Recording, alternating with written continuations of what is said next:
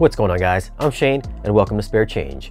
If you're an audio and video enthusiast and want to keep up with the latest in AV tech and highest quality movies, consider becoming a subscriber for new weekly content. In for a review, we have Kin on 4K Blu-ray.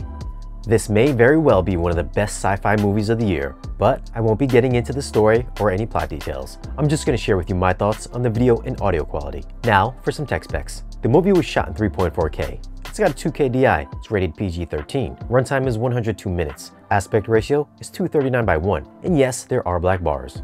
Okay, this movie was shot digitally in 3.4K, so I was kind of expecting some pretty great 4K visuals. Instead, we get what I think is some artificial film grain added in. Just think Zack Snyder. Or the movie just had a lot of noise. That being said, I did notice some light to heavy grain throughout the entire movie. Detail-wise, it wasn't all that different from the 1080p version. I wish I could say close-ups and textures were 4K great, but I really can't do that here. HDR usage did bring out a bit more shadow detail, but black levels weren't all that deep or contrasty. They were actually a little bit gray at times. As far as colors, the color palette in this is very dark with a lot of muted colors. We do get a moment with some vibrancy in Chapter 8. The neon lights cut through a lot of the dark colors here and brought out a little HDR life to this scene.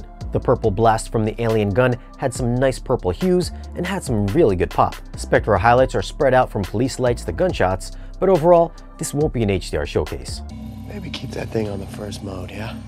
Audio is in DTS-X, and for a sci-fi movie, I was hoping for more surround effects during the action parts. The only real overhead sounds I heard were at the end of the movie in Chapter 16. There were some helicopter flyovers, but other than that, it was mostly some light ambiance and some background music. As far as bass response, there is some extremely low bass response in the beginning of Chapter 2, which gave me hope this would be another dynamic DTS-X mix. But sadly, I felt the bass was lacking along with height effects. Now, this isn't a big action extravaganza, but the times that we do get some action sequences, there is some good movement within the lower channels. The gunshots and explosions were decent, but again, lacked real impact. Dialogue was solid and always remained clean and clear. So for audio, I'm gonna go with 6. I enjoyed the music soundtrack, but I felt dynamics weren't there and neither were the height effects. For video, I'm gonna go with a 6.5. I'm sure there was likely a visual aesthetic they were going for, like maybe having a gritty film-like appearance. In that case, mission accomplished. But if you were thinking this would be a great looking, sharp and detailed 4K disc, I think you could find better elsewhere. Now, if for some reason you want to grab this movie,